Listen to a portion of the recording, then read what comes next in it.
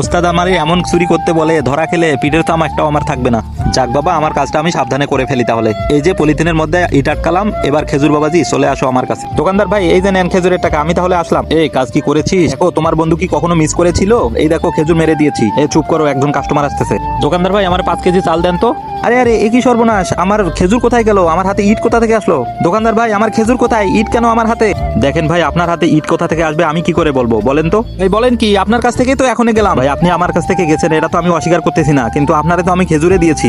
বেটা বাটপার, তোরে আমি দেখে নেব, আজকের মধ্যেই দেখে নেব। আচ্ছা, আমি লুকিয়ে দেখি তো এই কাস্টমারের সঙ্গে কি ব্যবহার করে। তারপর কি হলো সেটা দেখার আগে আমি জানি না তুমি তোমার বাবাকে কতটা ভালোবাসো। তুমি যদি সত্যি তোমার বাবাকে ভালোবেসে থাকো তাহলে অবশ্যই ভিডিওটিকে লাইক, চ্যানেলটিকে সাবস্ক্রাইব আর কমেন্টে আই লাভ ইউ বাবা লিখে যাও। দোকানদার মাল দিচ্ছিল আর তার বন্ধু আস্তে করে বের হয়ে চুরি করছিল। ওরে বাটপার, তোরা তাহলে এই ব্যবসা করিস? আজকে তোমাদের এমন শিক্ষা দেবো যেটা তোমরা তোমাদের জীবনেও ভুলতে পারবা না। তারপর কি হলো সেটা দেখার জন্য এখনই চ্যানেলটিকে সাবস্ক্রাইব করো।